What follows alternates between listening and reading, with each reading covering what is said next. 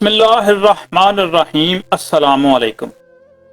मोहम्मद बिन समाक फरमाते हैं कि बनु अमैया के लोगों में मूसा बिन मोहम्मद सुलेमान अल हाशमी बहुत ही नाज परवरदा रईस था। दिल की ख्वाहिशात पूरी करने में ख्वाहिशात और लज्जात की हर नौ में आला दर्जा पर था। लड़के लड़कियों में हर वक्त मुनहमिक रहता, ना इसको कोई गम था ना फिक्र। खुद भी नहायत ही हसीन चांद के टुकड़े की तरह का नौजवान था। अल्लाह ताला की हर नौ की दुनियावी नेमत इस पर पूरी थी। इसकी आमदनी 3,03,000 दिनार सालाना थी, जो सारी की सारी इस लहू लआब में खर्च होती थी। एक ऊंचा बाला खाना था जिसमें कई खिड़कियां तो शारा आम की तरफ खुली हुई थीं, जिन पर बैठकर वो रास्ता चलने वालों के नजारे करता, और कई खिड़कियां दूसरी जानब बाग की तरफ खुली हुई थीं, जिनमें बैठकर वो बाग की हवाएं खाता, खुशबुएं सूंघता। इस बाला खाना में एक हाथी दांत का कुबा जो चांदी की मेखों से जड़ा हुआ था और सोने का इस पर झूल था।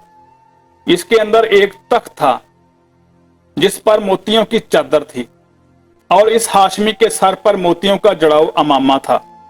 इस कुबा में इसके यार अहबाब जमा रहते, खुदाम अदब से पीछे खड़े रहते। सामने नाचने गाने वालियां कुबा से बाहर जमा रहती। जब गाना सुनने को दिल चाहता, वो सितार की तरफ एक नजर उठाता और सब हाजिर हो जाती, और जब बंद करना चाहता, हाथ से सितार की तरफ इशारा कर देता, गाना बंद हो जाता।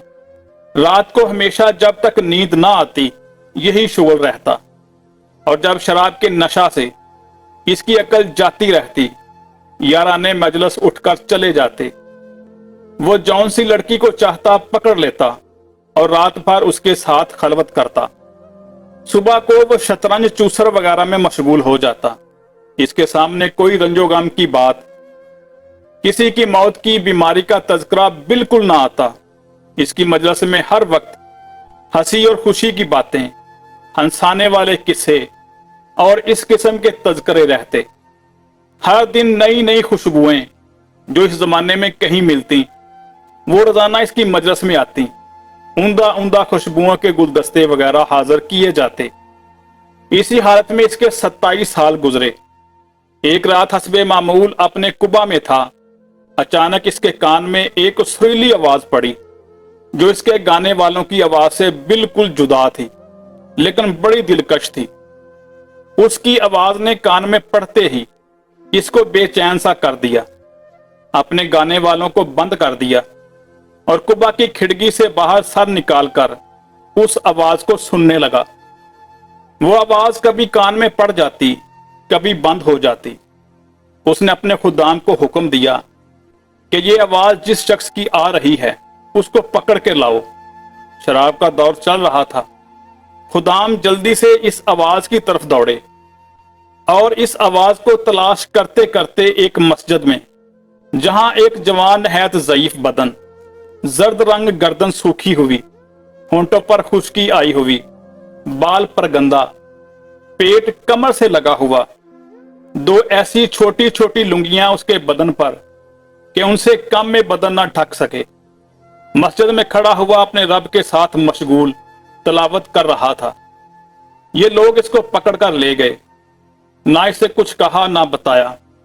एकदम इसको मस्जिद से निकालकर वहां बालाखाना पर ले जाकर उसके सामने पेश कर दिया। हजूर, ये हाजिर है। वो शराब के नशे में कहने लगा, ये कौन शख्स है? उन्होंने अर्ज किया कि ये वही शख्स है जिसकी आवाज आपने सुनी थी। उसने पूछा कि तुम इसको कहां से लाए हो? वो कहने लगे, हजूर, मस्जिद में था, वहां खड़ा हुआ कुरान शरीफ पढ़ रहा था। उस रईस ने इस फकीर से पूछा कि तुम क्या पढ़ रहे थे? उसने औज़ बिल्लाह पढ़कर ये आयतें बताईं। बेशक नेक लोग जन्नत की बड़ी नेमतों में होंगे, मुसहरियों पर बैठे हुए जन्नत के अजायबात देखते होंगे। ऐ मुखातब, तू इनके चेहरों पर नेमतों की शादाबी सर सब्जी महसूस करेगा, और इनके पीने के लिए खास शराब सरबा मोहो जिस पर मुश्क की मोहर होगी मिलेगी। एक दूसरे पर हिर्स करने वालों पर ऐसी ही चीजों में हिर्स करना चाहिए। कि ये नेमतें किसको ज्यादा मिलती हैं, और इनका मिलना अमाल की वजह से होता है। इसलिए अमाल में हिर्स करना चाहिए जिनसे ये नेमतें हासिल हों। और इस शराब की आमेज़श तस्नीम के पानी से होगी। शराब में कोई चीज मिलाई जाती है तो इससे इसका जोश ज्यादा होता है, और वह तस्नीम जन्नत का एक ऐसा चश्मा है जिससे मुकर्रब लोग पानी पीते हैं। यानी इस चश्मा का पानी मुकर्रब लोगों को तो खालस मिलेगा, और नेक लोगों के लिए शराब में इसमें से थोड़ा सा मिला दिया जाएगा। इसके बाद इस फकीर ने कहा, अरे धोखे में पड़े हुए, तेरे इस महल को, तेरे इस बाला खाने को, तेरे इन फर्शों को, इनसे क्या मुनासबत? वो बड़ी ऊंची मसहरियां हैं जिन पर फर्श बिछे हुए हैं, ऐसे फर्श जो बहुत बुलंद हैं, उनके अस्तर रेशम के होंगे। वो लोग अजीबोगरीब कपड़ों पर तकिया लगाए हुए होंगे। अल्लाह का वली इन मसहरियों पर से ऐसे दो चश्मों को देखेगा जो दो बागों में जारी होंगे। इन दो बागों में हर किस्म के मेवों की दो दो किस्में होंगी कि एक ही किस्म के मेवे के दो मजे होंगे। वो मेवे ना तो खत्म होंगे, ना उनको कुछ रोक टोक होगी। जैसे दुनिया में बाग वाले तोड़ने वालों को रोकते हैं, वो लोग पसंदीदा जिंदगी में बहुत बुलंद मकाम पर जन्नत में होंगे। ऐसे आली मकाम जन्नत में होंगे जहां कोई लघु बात ना सुनेंगे। इसमें बहते हुए चश्मे होंगे, और इसमें ऊंचे ऊंचे तख्त बिछे होंगे, और आब खोरे रखे हुए होंगे, और बराबर गद्दे लगे हुए होंगे, और सब तरफ कलीन ही कलीन पड़े हुए होंगे कि जहां चाहे बैठे, सारी ही जगह सदर नशीन है। वो लोग सायों और चश्मों में रहते होंगे। इस जन्नत के फल हमेशा रहने वाले होंगे, कभी खत्म ना होंगे। उसका साया हमेशा रहने वाला होगा। ये तो अंजाम है मुत्की लोगों का, और काफरों का अंजाम दोजख है। वो कैसी सख्त आग होगी, अल्लाह ताला ही महफूज रखे। बेशक मुजरम लोग जहन्नम के अजाब में हमेशा रहेंगे। वो अजाब किसी भी वक्त उनसे हल्का ना किया जाएगा, और वो लोग इसमें मायूस पड़े रहेंगे। बेशक मुजरम लोग बड़ी गुमराही और हमाकत के जुनून में पड़े हुए हैं। इनको अपनी हमाकत उस दिन मालूम होगी जिस दिन मुंह के बल घसीट कर जहन्नम में फेंक दिए जाएंगे, और इनसे कहा जाएगा कि दोज़ख की आग लगने का, इसमें जलने का मजा चखो। वो लोग आग में और खोलते हुए पानी में काले धुओं के साए में होंगे।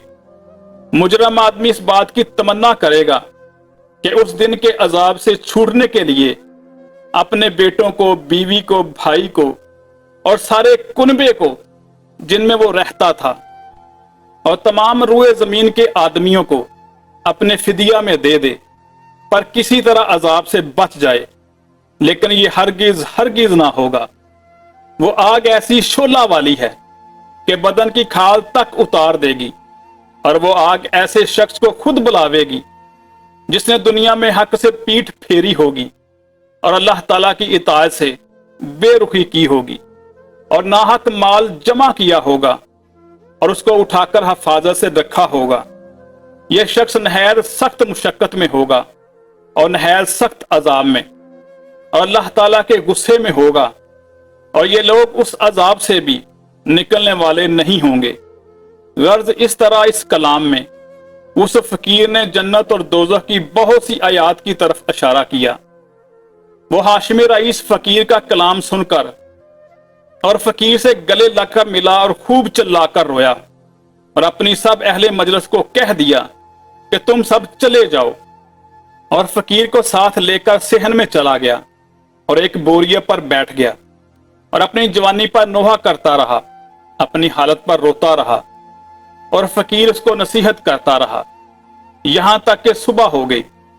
उसने अपने सब गुनाहों से अव्वल फकीर के सामने तौबा की और अल्लाह ताला से अहद किया कि आइंदा कभी कोई गुनाह ना करेगा।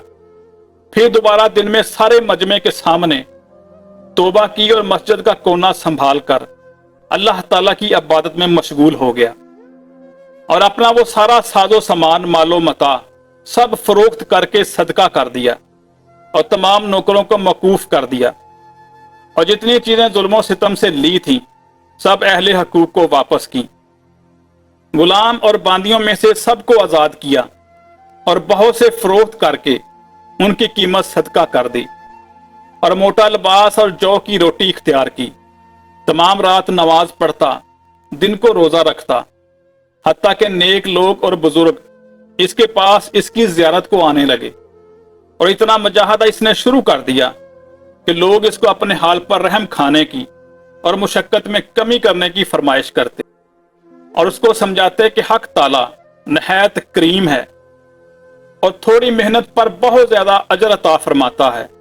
मगर वो कहता, दोस्तों मेरा हाल मुझको ही मालूम है, मैंने अपने मौला की दिन रात नाफरमानियां की हैं, बड़े सख्त सख्त गुनाह किए हैं। ये कहकर रोने लगता और खूब रोता। इस हालत में नंगे पांव पैदल हज को गया। एक मोटा कपड़ा बदन पर था, एक प्याला और एक थैला सिर्फ साथ था। इसी हालत में मक्का मुकरमा पहुंचा और हज के बाद वहीं क्याम कर लिया, वहीं इंतकाल हुआ। मक्का के क्याम में रात को हतीम में जाकर खूब रोता और गिड़गिड़ाता और कहता कि मेरे मौला, मेरी कितनी खलवतें ऐसी गुजर गईं जिनमें मैंने तेरा ख्याल भी ना किया। मैंने कितने बड़े बड़े गुनाहों से तेरा मुकाबला किया। मेरे मौला, मेरी नेकियां सारी जाती रहीं कि कुछ भी ना कमाया, और मेरे गुनाह मेरे साथ रह गए। हलाकत है मेरे लिए उस दिन से जिस दिन तुझसे मुलाकात होगी, यानी मरने के बाद मेरी हलाकत पर हलाकत है, यानी बहुत ज्यादा हलाकत है।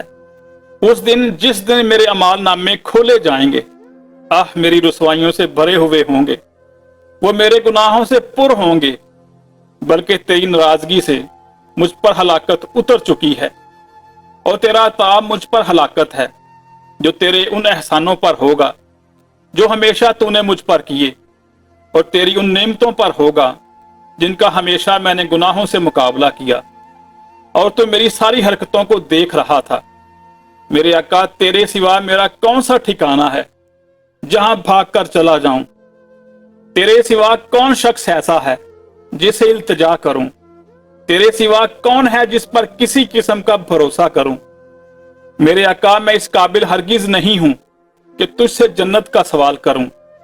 अलबत्ता महज तेरे करम से, तेरी अता से, तेरे फजल से इसकी तमन्ना करता हूं कि तू मुझ पर रहम फरमा दे और मेरे गुनाह माफ कर दे। दरसे हयात। मंदरजा वाला वाकया से सबक मिलता है कि अगर सच्चे दिल से तौबा कर ली जाए तो अल्लाह ताला जरूर सुनता है और जरूर कबूल करता है। चनाचा हमें भी चाहिए कि अपने गुनाहों पर नादम हों और सच्चे दिल से तौबा करें। अल्लाह ताला हमें अमल करने की तौफीक अता फरमाए। आमीन या रब्बल आलमीन।